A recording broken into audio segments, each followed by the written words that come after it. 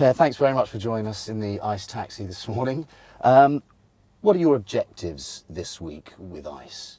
Well, the objectives is, as always, going to a big trade show like this, is to network, of course, look at all the new products, and see what's going on in the business.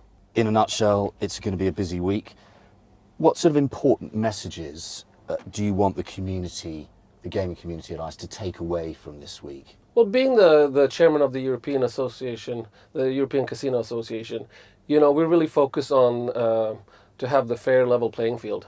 So when we have the conference here today on Monday, we're kicking out with the International Casino Conference. We'll really focus a lot on combating illegal gambling, make sure that the playing field here is leveled for all operators per market. The other thing would be responsible gambling. It's an important issue, of course, as well as all the measures that are taken against anti-money laundering. We really have to focus on these areas, and it's pretty much a hygiene question to get all these things right, and then we do business on top of that. And how big a challenge is the sort of illegal gaming issue for you? Well, it's definitely, the online operators are putting pressure on the land-based casinos, and we see a slight drop in revenue year by year. But, it's also the new world. This is what it looks like. But it just have to be regulated in a fair way. What sort of what innovations and or disruptions are we going to see this week coming out from ICE? I think you've sort of touched on it there, but Yeah. Tell me a bit more. Well, I think ICE really has changed a lot over the years. It's a lot more modern now with all the online opportunities that are being explored. And of course, it's a little bit part of the excitement about ICE. It's to see what is happening next, because there are a lot of innovations that are being exhibited at the show. And that's part of the fun, go see what's going on.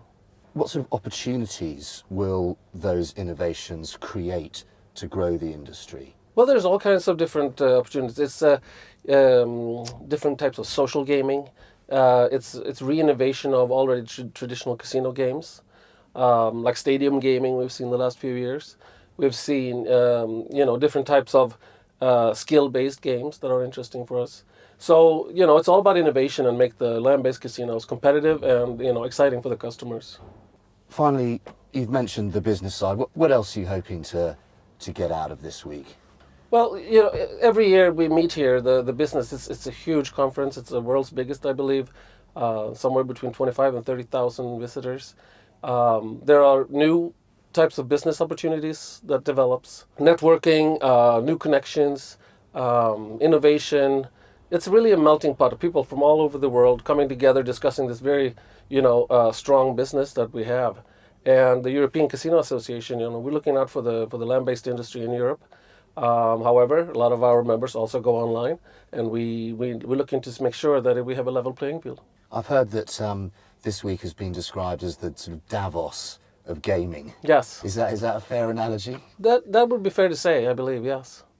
Great. It's the stakeholders, it's the regulators, it's operators, it's different kind of interest groups, and of course all the suppliers, that make this industry so great. So we all meet here, and let's hope we have a really productive week together. Great. Thanks, Ben. Thank you.